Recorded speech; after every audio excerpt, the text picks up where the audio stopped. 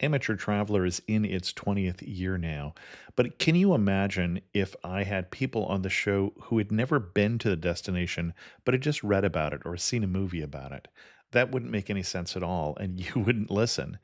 We all know how important it is to receive advice from people who know a destination to get the most authentic local experience.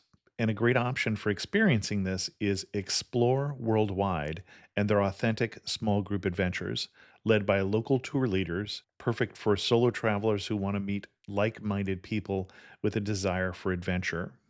I'm often an independent traveler, but two of my last three trips were with small group tours because they organize everything and it's a lot easier. If you want to recreate the tour I did to Malta, they have a Malta and Gozo Discovery Tour. I'm intrigued by one of their tours called A Taste of Sicily. The company again is Explore Worldwide, and visit exploreworldwide.com to learn more. And thanks to Explore Worldwide for sponsoring this episode of Amateur Traveler. The nights are long, the days are short, and the weather is chilly to downright cold, depending on where you are. It's a good time to slip into a Quince iconic Mongolian cashmere sweaters, which start at only $50. You can treat yourself to everyday luxury at an affordable price with Quince. If you really want to dive into luxury, you can check out their leather handbags, washable silk shirts, and European linen sheet sets. Whatever you're looking for at Quince, all the prices are 50 to 80% less than similar brands, and they do that by partnering directly with top factories and cutting out the middleman. They only work with factories that use safe, ethical, and responsible manufacturing processes. And of course, they use premium fabrics and finishes for that luxury feel in every piece. But you've already heard me rave about my Quince travel pants. Treat yourself this winter without the luxury price tag. Go to quince.com/traveler for 365-day returns plus free shipping on your order. That's QUINCE.com/traveler to get free shipping and 365-day returns. Quince.com/traveler. And thanks to Quince for sponsoring this episode of Amateur Traveler. Got my bags packed, I'm on a roll. I'm heading out there and I'm ready to go. I'm looking real good in my passport photo. Amateur Traveler episode 436. It was the route of Marco Polo and still brings back images of caravans. Join us today as we explore China's portion of the Silk Road in the Gansu province.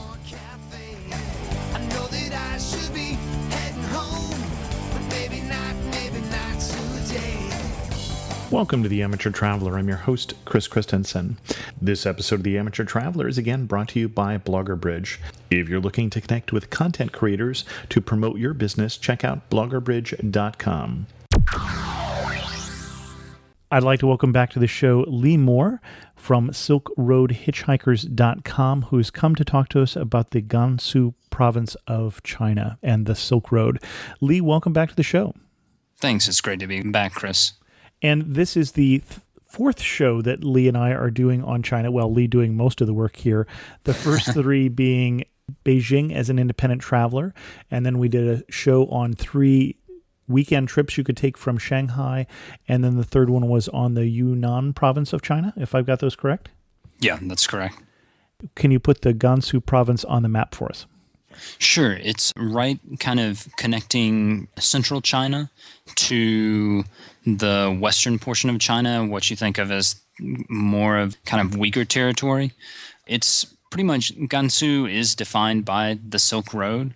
That's why we took it. We had this project that we pitched to hitchhike the Silk Road. And so Gansu is the part of China that connects China with the sort of Central Asian China. And when we say the Silk Road, you went to the what would be the easternmost portion of the Silk Road that would go all the way into Europe originally, and this was the caravan routes that things traveled between the Far East and what we now think of as Europe. Yeah. Okay. And you decided to hitchhike it. Yeah, that was our proposal. We wanted to hitchhike it. We thought that would give us a great way to meet people, to kind of get to know people on a very personal level. We were not as successful as we had hoped, so we weren't able to do the whole trip by hitchhiking, but we did have some great stories. I'll talk about one of them today. We had some really spectacular failures too. One of them coming out of Lanzhou, which is the capital of Gansu. We got into someone's car and I thought we were hitchhiking, and about 45 minutes in the drive, the driver decided that we should pay $150 for the ride, for a 2-hour ride. So we had a little bit of a discussion about that, and eventually he dropped us off somewhere in the middle of nowhere. That's in 5 years it will be a city with 1 million people, but right now it's the middle of nowhere and they're just constructing that city. So it was an interesting trip and it led to a lot of interesting adventures. Now, we should point out that you are a student of Chinese, as I recall, which is one of the reasons we keep doing shows about China with you. So You're not quite as ill-prepared as if we were talking about me doing this trip. I speak Chinese pretty well. I had finished up 9 months of studying Chinese literature in Taiwan, and I'll be doing a PhD in Chinese literature at the University of Oregon starting in September. If you weren't working on a PhD in Chinese literature, how doable would this trip be for someone who's, for instance, spoke no Chinese? I still think it's doable. I met a Danish guy he and I met in Kyrgyzstan, and he was more successful at hitchhiking in China than I was. And I think one of the reasons is because he didn't speak any Chinese at all. I think it sounds crazy, but because I was able to talk to people, I feel like they were just more willing to try and charge us. It goes against everything that I know, or that I thought about hitchhiking and that I thought I knew about China. But yeah, I think that one of the reasons we had so much trouble is because I spoke Chinese okay. Interesting. And the other thing I've noticed since you were last on the show is you started to speak of yourself in the plural. I haven't actually grown a second person. We had 2 people on this trip. For Silk Road Hitchhikers, it was myself. I'm the kind of cultural guy. I speak Chinese. And then a friend of mine and a professional photographer and filmmaker, Galen Burke. He doesn't speak any Chinese, but like I said, he was the guy doing the camera work. And so that's what I meant when I said we. Okay. I suspected that there might be someone else involved. I'm very egotistical. Well, there was that possibility. You were getting close to that PhD, and I was wondering whether I should discourage you. So tell us a little bit about the route and the itinerary, first of all, and then we'll go in a little more detail place by place. So our overall route went from Xi'an, which is where the Terracotta Warriors are, which is just a little east of Gansu, about probably 4 hours to get into Gansu from there. And we went all the way to the other end of China, to the most western city called Kashgar. Gansu is right in the middle of that. Actually, I think we spent more time in Gansu than in any other place, just because it's this long province. It almost is like an arm that stretches out and reaches out from central China to the very west. And what kind of itinerary would you recommend, possibly for someone who's not interested in hitchhiking, in terms of where you would stop along that route? You're probably going to start out in Lanzhou, which is the provincial capital, and it's in the southeastern corner of Gansu. There's not much interesting there, but you will have to go through there as just kind of a transit point. If you go from there, you can go about 3 or 4 hours east to a city called Tianshui. And that has some amazing Buddhist grottos. They're just these Buddhist statuaries that are carved onto the side of a cliff face. And I think there are over 100 of them. And as a part of what you do, they've kind of bolted these stairs and walkways into the cliff face. So you can go up and actually look quite close at some of these little caves. Some of them are quite small. They're dug back 3 or 4 feet into the mountain, and they've just kind of got some sort of painting or a small Buddhist statue inside them. And others are quite large. I think the largest was probably about 30 feet tall. And all the statues are inside the grottos rather than on the cliff face itself? Sort of. The largest ones aren't that far receded, so it's almost like, are you familiar with Stone Mountain in Atlanta? So it's kind of just barely receded, but it still feels, it feels like it's carved into the cliff face. Okay. And this is something not for people afraid of heights, it sounded like. Yeah, we ran into a Chinese girl up there who was a little afraid of heights, and it gets a little scary. You're looking down pretty much 100 feet, and there's nothing in between you and the concrete walkway below. So it can get a little scary. And it feels almost like they're not hanging on anything. It just feels like the walkways are floating, which is, of course, even more scary. Interesting. The grottos, they go back pretty far. I'm trying to think. Construction began, it looks like, in around 400 AD. So some of them are fairly old. I think those are the smaller ones, though. This is part of kind of the Silk Road heritage here. Buddhism came in to China. Right, from India. From India, yeah. India, Afghanistan, and via the Silk Road. I think a lot of people today think of Buddhism as only an East Asian thing, but it started out in India. Right, despite the fact that it is more prevalent in East Asia, that's not its origin, right?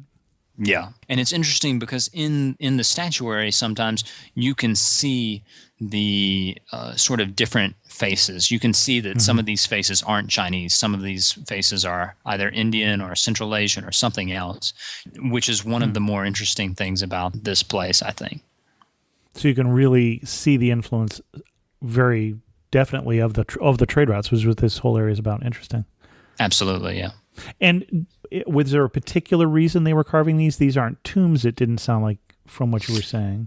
No, I think it's just kind of religious devotion. Okay. And my understanding is wealthy Buddhist merchants paid to have these things carved. And I believe it kind of generated good karma. Interesting. And what was your next stop? So it's still in Tianshui there is a temple for Fuxi. Fuxi is this interesting Chinese mythological figure. I think the Chinese would not say mythological figure, that they would say he's a historical figure, or certainly the people who we talk to in his temple. But he is supposedly the founder of the Chinese race. He invented the trigrams that are used in the Book of Changes, the I Ching, and he invented Chinese writing. When you say trigrams, that's the predecessor to the modern Chinese writing system that we know, or am I missing something there? A trigram, it's literally like, it's almost kind of like Morse code. Are you familiar with the South Korean flag? Yeah. So you know how they have the 4 different things on the side with the yin-yang in the middle? Right. Those 4 different things are trigrams from the Book of Changes. Okay. So those are 4 of the 8 trigrams, and it's kind of essentially a fortune-telling method. Oh, okay. Okay. All right. I'm not familiar with this. Okay. I don't think it's quite the oldest text in Chinese culture, but it's one of the oldest texts in Chinese culture. And so it has a lot of importance for Chinese religion, Chinese civilization, that kind of thing. So they make a big deal out of it. And increasingly, they're making a bigger deal out of it. They're having big celebrations to celebrate the birth of the Chinese nation there. And it kind of plays into Chinese nationalism. The temple isn't all that impressive. There are more impressive temples in China. I just think that the story of Fuxi and the importance that the Chinese government and Chinese people are placing on Fuxi is interesting to me, and it's interesting to see. When we were there, a group of Taiwanese people, a Taiwanese Taoist, were there. They had come all the way from Taiwan to worship, specifically stuff having to do with Fuxi and his wife/sister, Nuwa, who gave birth to, I think, just the Chinese people. And when you say the Chinese people, we mean the Han people?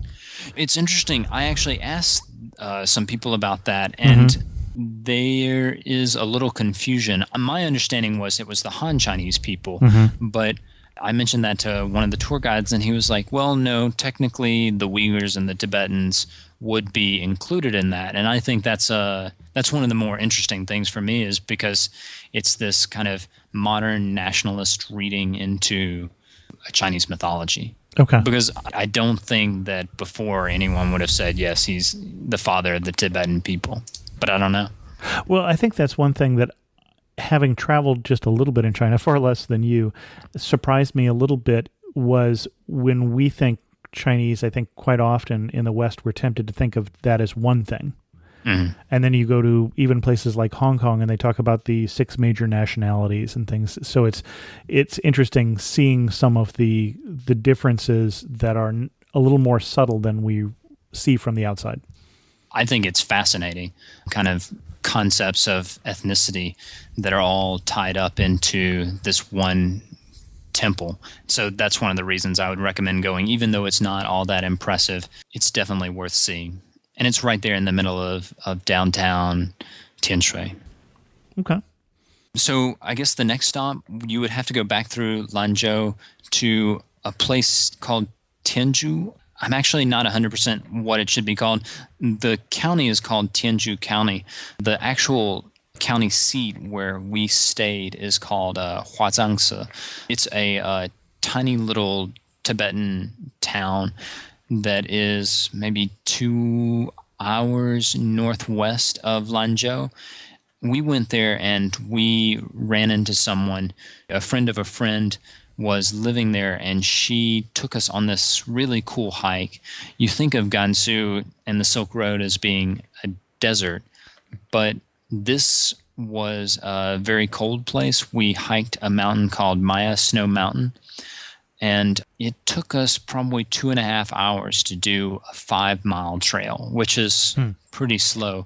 It's a fairly high mountain. It's in a little bowl. It kind of reminds me of, I don't know how much time you spent out in the American West, but quite a lot. Are you familiar with the Wind River mountain range in Wyoming? I am not. So it's kind of got this granite that's bursting out of these very green areas. That's what I felt like, and it's just very craggy. We did, again, like I said, 5-mile hike. It took us 2.5 hours. The elevation hits you very hard. You're coming up from Huazhangse, that town down below, and it's about a 2.5-hour ride up, and there's a lot of elevation gain there. And then you're hiking up, and it's essentially the first mile or two. You can see almost all of the trail. 2/3 of the trail you can see because it's just going up a mountain on stairs, and you can just see it all right there. So it's a pretty steep elevation gain. When you say on stairs, you literally mean on stone steps. Yep. They constructed a trail right into the side of this mountain. The mountain is incredibly beautiful. It goes up this trail, winds around a ridgeline, and drops back down. And there are 2 lakes. The lakes are supposedly holy to the Tibetan people in the area. They have fairies that live in each of the lakes. One fairy lives in one of the lakes and another fairy in the other lake. And the second lake is actually much prettier just because it gets really up into that alpine scenery, and you've just got straight rock walls with no vegetation at all, and it's surrounded by mountains. So I thought it was one of our favorite hikes. And you say the Tibetan people, and you've surprised me a little bit because you seem to be, as I look at the map, too far north to be Tibet. Well, you're not in Tibet, so... So Tibet proper, Tibet the province, has obviously a lot of Tibetans, but that province just north of there, Qinghai, has also quite a bit. Okay. And this mountain is right there on the edge of Qinghai and Gansu, and there are actually quite a few Tibetans there, especially in this part of Gansu. If you go any further, like it's essentially an elevation thing. If you go further down in elevation, you'll have a lot of Han Chinese. If you go further up in elevation, you'll have a lot of Tibetan herders. Got it. Okay. So I was surprised too. I didn't know any Tibetans lived in Gansu, or I didn't know many. But technically, the county that we were in, Tianzhu County, is a Tibetan autonomous county. Interesting. So, yeah. I guess I should point out, I'm not sure how open this area is to foreigners. It was kind of unclear at the time. We didn't have any problems when we were there, but I heard that you might have trouble with some of the authorities hiking there. It might sometimes not be open. I'll have to say that I found reviews of it after hiking it. I found reviews of it on TripAdvisor, and so I assumed that other people were not the first Westerners to go there, but sometimes it may be closed. You may have to kind of feel your way around and see if there are any kind of sensitivities about the area. Okay. But we had absolutely no problem. We didn't even see anyone there to pay money at the ticket gate, so no one was there. Excellent. Where to next? I'm going to take us a little out of Gansu, if that's okay. Okay. Qinghai, that province that I mentioned just a minute ago, is a Tibetan province, largely Tibetan province, right next door to Gansu, and it's an easy detour. And technically, the Silk Road did occasionally go through this part of Qinghai, the kind of northeastern part. Sometimes parts of Gansu were closed off due to political strife or Sure. war or whatever. So this was one of the ways around that. Xining is the capital, and it's a bit like Lanzhou. It's just an ugly city that has little to offer. I think there's a mosque there, and there's not that much to do. One of the cool things about Qinghai, though, is Qinghai Lake, and that's the largest lake in China. It's really big. It's a national park. They have areas specifically where if you enter those areas, they will charge you a ticket price and treat it like a national park. But mostly it's just kind of deserted herding land. For us, we were trying to get there, and again, we were hitchhiking. We got picked up by 2 Tibetan police officers who were incredibly nice, and we're talking with them for a little bit, and I forget exactly how it happened. They mentioned that the people, as we were going into the more Tibetan nomadic areas, we start seeing Tibetan tents. They mentioned that the people there, you could walk into their tent and ask for anything, and they would give it to you without asking for any money. And I said, hey, we've got a tent of our own. Would we be able to pitch that tent on some of their land and just camp out there tonight? And so they said, yeah, totally. Why don't you do it at our grandfather's house? And so we ended up staying at their grandfather's house. He makes yogurt, so we drank his yogurt. And I'm not sure if it was actually his that he made or if he bought it from someone else, but they have a Tibetan kind of moonshine that was pretty gnarly. I had a little bit, but not all that much. And Galen, the photographer, he drank a couple of glasses, and Grandpa put it down like a pro. Galen was able to keep up with him, but I was not. And do you know what it is made out of? I'm picturing fermented yak milk or something equally exotic, but... It's not yak milk. It's made from, I believe, just grains. Okay. So it's really a moonshine. Yeah, but it's pretty heavy alcoholic-wise. I think it's upwards of 50%. So, yeah, I just can't handle that kind of stuff. Well, and then it can double as paint thinner, so that's useful. So, yeah, I guess it keeps you warm on those cold Tibetan nights. By the way, we camped out we didn't even use our own tent. Grandpa had a tent by his house. He didn't use it anymore. And he let us sleep in there, and they have little wooden pallets that they've put carpet on that we were able to sleep on, which was nice because it kept us off the cold ground. Now, we were there at the end of June, and when we were talking to the police officers, they said, it's too bad you came now instead of coming in about a month, sometime in July, because then it warms up, and lots of tourists come at that time. And we were kind of like, I mean, this was during the day, and it was kind of, the sun was out. It was nice. I didn't think that much of it. I thought he was just kind of being a wimp. Turns out he actually wasn't. It was really cold. Again, middle of June, late June, it dropped down below 32, below freezing. We had trouble sleeping at night. It was incredibly cold. and so I guess that answers the question of best time to travel, probably the quote-unquote heat of the summer, July and August. Yep. Maybe September too, although you're pushing it there in Qinghai. Gansu is significantly warmer, but if you want to go into any mountain areas, you definitely have to kind of be in there in the summer or early fall. Where to next? I'll just talk about Jiayuguan real quick. I actually think it's one of those places that's in all the tour books that maybe you could skip. Okay. Jiayuguan is supposedly the end of the Great Wall of China, but we went to the Great Wall there, and it wasn't all that impressive, and it was built in the past 10 years. There was a Great Wall there. Historically, it was there, but what's rebuilt now, it's not all that impressive. It's just fairly short. It's not like in the areas around Beijing where it goes on forever and ever, and you feel like you could hike that whole thing.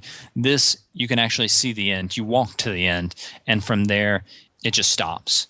And there are actually two separate sections of the wall. And my understanding from some of the people we talked to is two businessmen were vying to start making money from ticket sales. So when they rebuilt the wall, they built two separate sections. So you can go to one section or the other section, but you can't go to both. And they're within eye distance.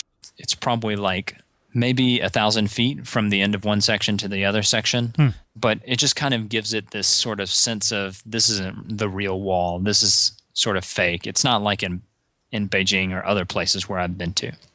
They have also, Jiayuguan has a more impressive fortress. It's interesting. If you're in Jiayuguan, you should definitely go see the fortress.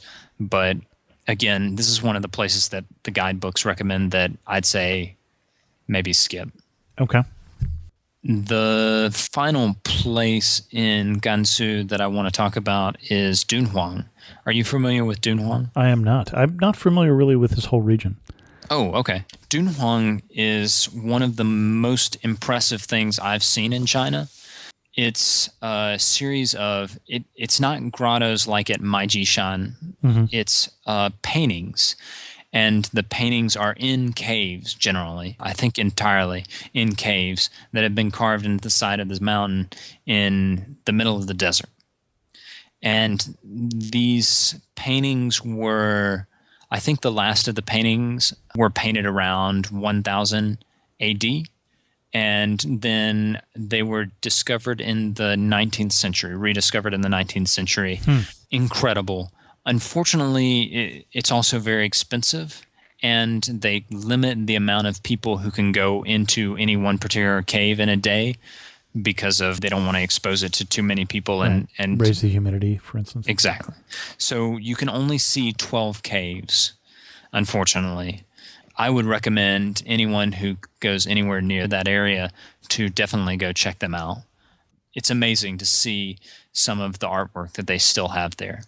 So it sounds like from the timing you gave there that probably that whole practice of painting there was disrupted by the Mongol invasion then. We were right around the time period that Genghis Khan starts coming upon the scene. I want to say it's one of Genghis Khan's predecessors, not the Mongols, but one of the other Central Asian tribes. The Tartars? Yeah, something like that. So they just kind of closed them off, and no one really knew about them. It's a sore point for the Chinese because I don't think they were rediscovered by Westerners, but those kind of Western explorer types came in and started doing research. And some of the most incredible things that have been found there are all in foreign museums.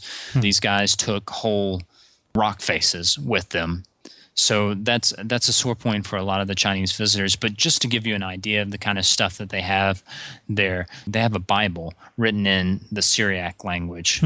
Interesting. Because Christianity was actually, along with Buddhism, was one of the major things transported along the Silk Road. I believe that would have been Nestorian Christianity. Probably, yeah. But still in the museum, which, by the way, is free, and it's built maybe 500 feet away from the entrance to the caves. And I thought it was as interesting, if not more interesting, than the actual artifacts in some ways, because the caves, you go in there and it's dark and you have someone talk to you about them and then you leave. They actually have reproductions of the caves of I think maybe 7 or 8 caves inside the museum. So you can go and kind of look at them very closely. For whatever reason, the administrators of the museum say you can't take photos in the museum reproduction caves. I don't get that. I took some photos and I was able to get away with it, and it's a reproduction. You're not doing any damage. But the museum is incredibly interesting, and it has a lot of those artifacts. I saw a copy of the Syriac version of Psalms. So that was really incredible to see it. This was the first time that you went to this region, I gathered. Yeah. but you've spent quite a lot of time in China now. What surprised you about this portion of China? I was expecting it to be less Han Chinese. I know we talked about the Tibetans in Tianju there, but otherwise it's still very Han Chinese. This is very much a part of China, and I was thinking there would be a bit more of a transition, and there was less of a transition than I expected. It's interesting. While we were talking, I'm looking up things, and I happened upon the History of China page on Wikipedia, and they have an animated GIF that shows at various times what the shape of China would be. And you can see how basically around 100 AD, there's just China over here in the east, kind of the eastern half of what is China now, and then just this one basically little portion that sticks out, which is this long, skinny province that is basically where you traveled to, and that for the next 700-800 years, that sticks out of China because of the importance of the Silk Road, obviously, because of the importance of the trade. And so it's just curious to see that at some point around the 700s, then it expands past that area into now the next province to the west. But really, for at least 600 years, there's really just that sliver of China as it reaches out across the Silk Road, of course, while other civilizations are reaching back to it in the same fashion. Yeah, and you feel that when you go from Dunhuang and cross over into Xinjiang. Which is the province that I was mentioning further over to the west, right? Right, yeah. It feels like a different civilization. It's the same country, different civilization, I guess I would say. So that barrier is definitely there, and yeah, it's kind of maintained throughout history to a certain degree. Interesting. You're standing in the prettiest spot in Gansu. Where are you standing? What are you looking at? You're standing at the upper lake in Maya Snow Mountain, looking across the lake at the mountains and just the craggy rock faces. And you mentioned that some of the surprise was the landscape, that you were picturing desert this whole way. And it sounds like the main center of the province is desert, but then to the southern side you have these peaks. Yeah, and these peaks are pretty tall. It's the Qinlian Mountains there, and mostly they are snow-capped in the summer. I wonder if that's also because they're fairly far north at that point, so it's going to feel like higher up just because of the latitude as well.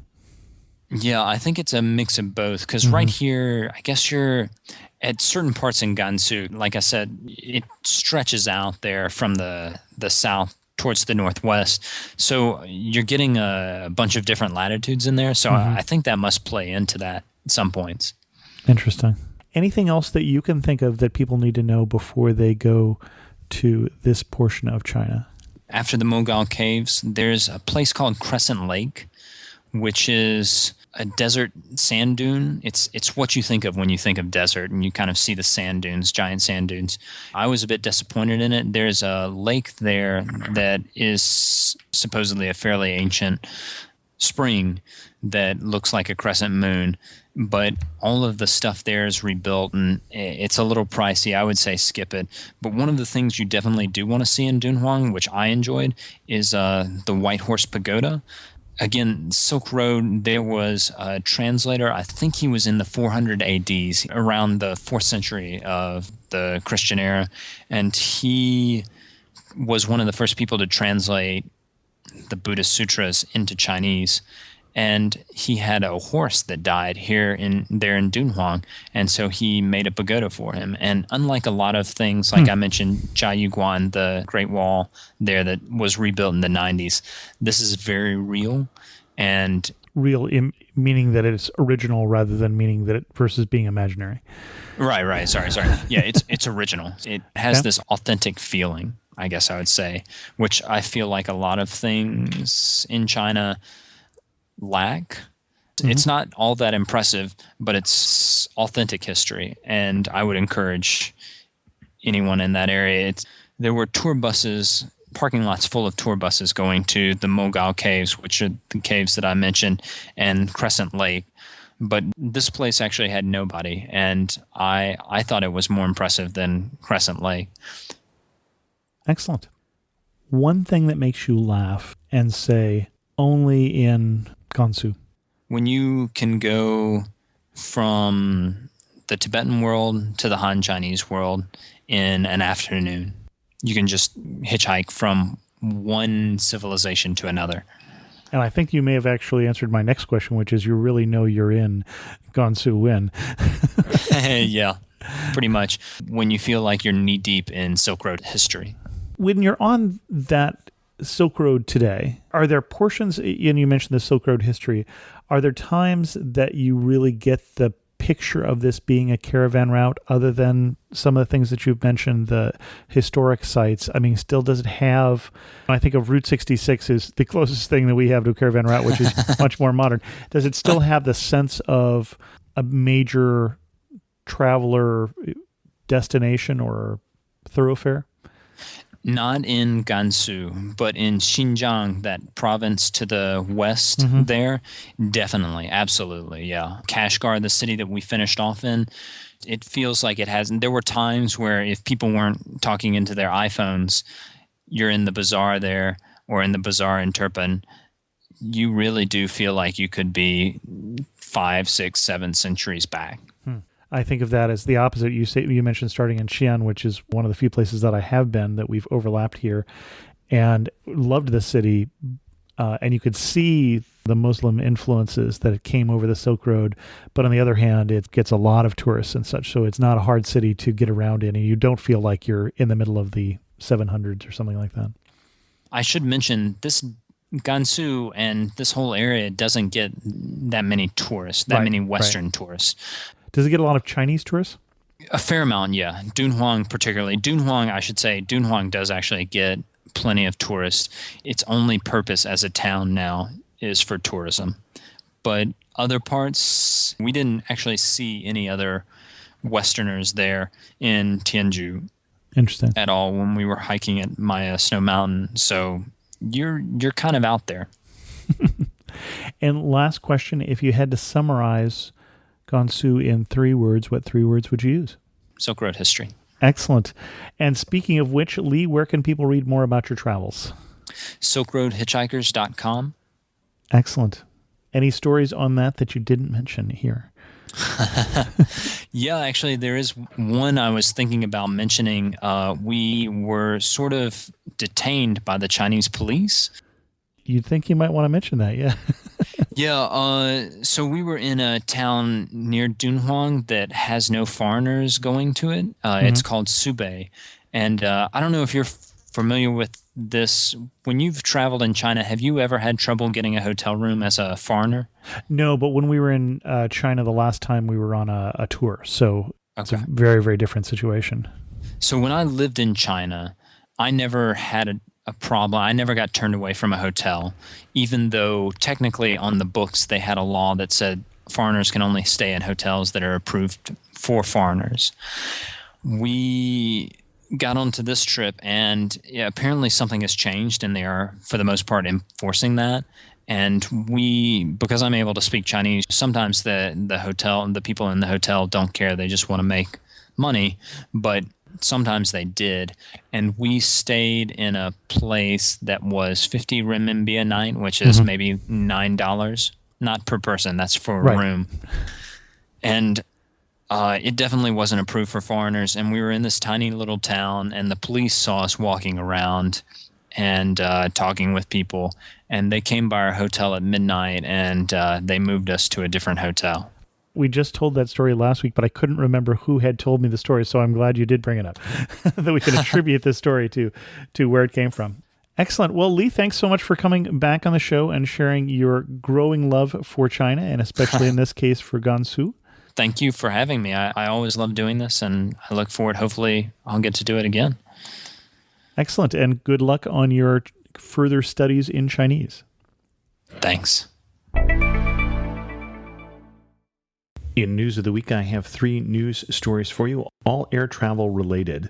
The first one was that an airport, the Luton Airport near London, had to be evacuated because of a suspicious package that was eventually blown up by the police. It turned out not to be a bomb. Sources at the Telegraph believe that it was a pair of hair straighteners, and that is suspicious.